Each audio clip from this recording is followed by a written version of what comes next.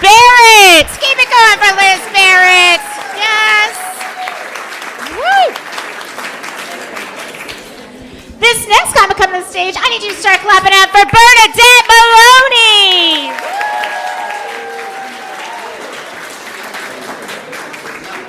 Hi everybody, how you doing? Good, good. So, I never gained the freshman 15 or the COVID-19. Like, damn, did I gain the Trump 25. I mean, right here we have immigration. Over here we have women's reproductive rights. Back here we have the Ivy League colleges. And over here we have the tariffs. When I was younger and thinner, I used to get on dating apps. I thought they were fun.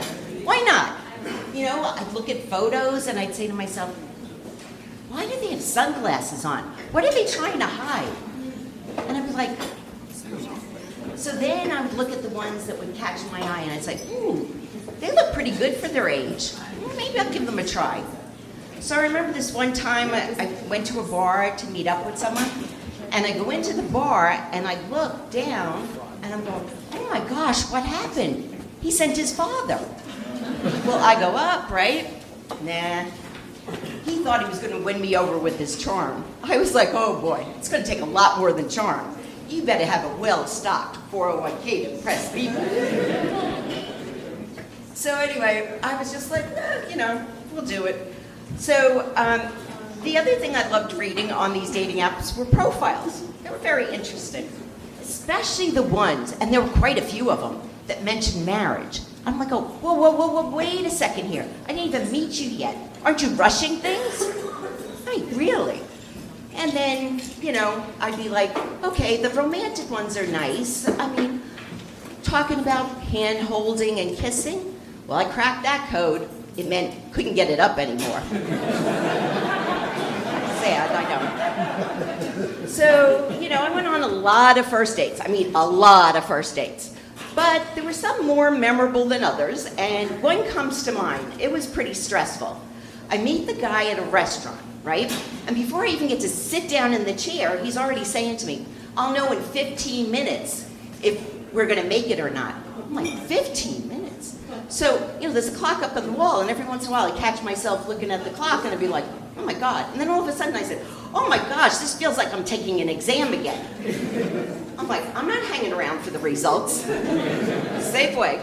So anyway, I did meet my husband on a dating app, and yeah. And it was well worth the wait, let me tell you. But the poor guy has a lot of baggage. And the first time we went on a trip together, we're at the airport, and all I can hear is cha-ching, cha-ching. And I'm going, oh my God, poor guy. So anyway, I was like, oh, it's okay.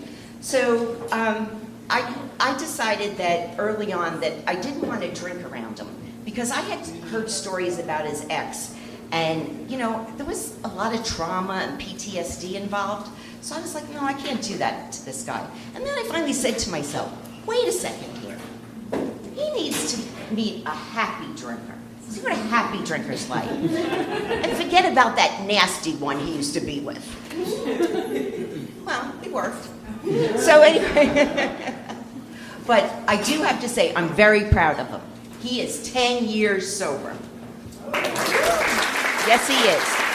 And he works very hard on it, okay? He goes to AA meetings and he goes to therapy, and we live in a small apartment, so everything is online now. So I said, oh, I got to give him some privacy, so I'll leave, right?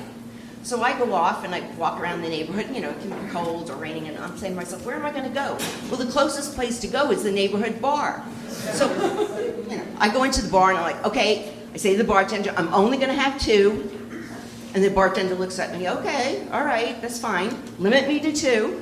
And then I say to myself, I have to be supported. I can't go home smashed. This poor guy's working on everything. So, it is kind of fun, though, when we do go out, because I'm the designated drinker. What can I say? So, we were together a while, and we decided that, kids weren't in the picture for us. I mean, that ship had sailed long ago. So we decided we'd get a puppy. And so we got a puppy, and I'm like, this is pretty similar. You know, you have to get up during the night. You have to potty train them.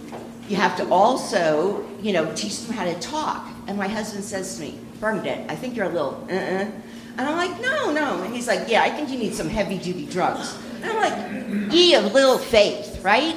So we come around, and I invite my son over for lunch, and we're sitting at the kitchen table, and my puppy comes over to me, and he says to me, I want to go out in the hallway and play ball with Oliver.